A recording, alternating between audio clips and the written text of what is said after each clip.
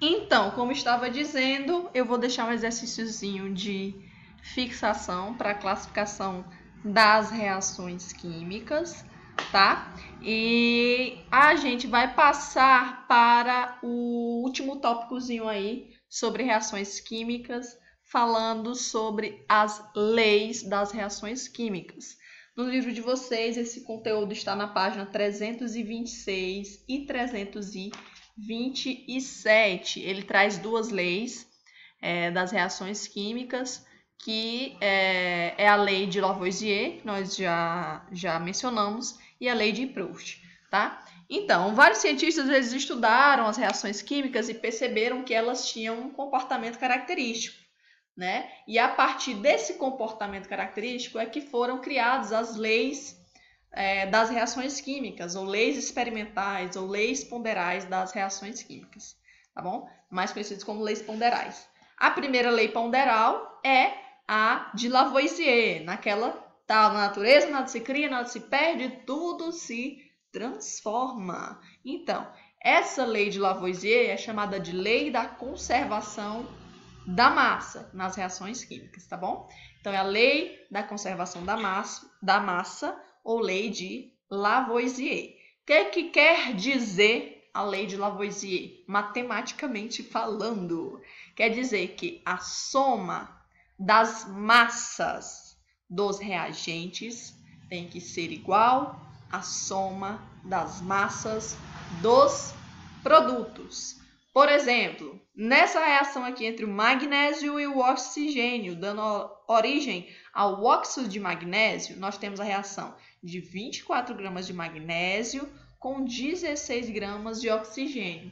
24 mais 16 dá 40. É exatamente a massa de óxido de magnésio produzido. Ou seja, a soma da massa dos reagentes tem que dar igual à soma, aliás, a soma da massa dos produtos. No caso aqui, como nós temos apenas um único produto, tem que ser igual à massa dele. Ok, essa é a lei da conservação da massa, ou lei de Lavoisier. Muito simples. Soma os reagentes, a massa tem que ser igual à do produto. Muito simples, tá bom? É a mais fácil de todas. E aqui nós temos a lei de Proust, tá? A lei de Proust, chamada de lei das proporções constantes, fixas ou definidas, a lei de Proust. O que o Proust percebeu? Ele percebeu que, por exemplo, nesta reação química da água, né, a reação de decomposição da água, quando eu quebro a água para originar o gás hidrogênio e o gás oxigênio, se eu pegar 9 gramas de água, eu dou origem a 1 grama de hidrogênio e 8 de oxigênio, né? Obedecendo aqui a lei de Lavoisier. Tem 9 de reagente, tem que ter 9, 8 mais 1, 9 de produto. Aí ele percebeu, pô, vou dobrar essa quantidade, ver o que acontece. Ele dobrou aqui, ó. Ele dobrou, né? 2 vezes 9, 18. Dobrou a quantidade. Então, 18 gramas de água deu origem a 2 gramas de hidrogênio e 16 gramas de oxigênio. Percebam que essas quantidades aqui também também dobraram, tá bom? Então, o que era 1, né, dobrou, ficou 2. O que era 8, dobrou, ficou 16. Aí ele vou triplicar agora para ver se obedece ainda a essa proporção. Então, ele triplicou daqui para cá, né? 27 gramas deu origem a 3 de hidrogênio e 24 de oxigênio. Observem que quando ele dobrou ou triplicou a massa do reagente, as massas dos produtos gerados também dobrou e triplicou, certo? Então, obedecendo a uma proporção. Por isso que é chamada de lei das proporções constantes, fixas ou definidas. Ele percebeu, portanto, que em uma reação química, a proporção das massas que reagem e dos produtos formados permanece sempre, constante. Não importa se eu dobrar, se eu triplicar, se eu alterar, sempre vai obedecer a essa proporção de, né, aqui no caso, 9 para 1 para 8, beleza? Então, observem aqui como obedecem a uma proporção, ok? Isso é chamada de lei das proporções constantes fixas ou definidas do Proust. Aí no livro de vocês, vamos dar uma olhada. Lá na página 326, ele fala aí sobre a lei de Proust. Ele diz assim, ó, nas reações químicas, as substâncias participantes, reagentes e produtos obedecem entre si uma proporção, né?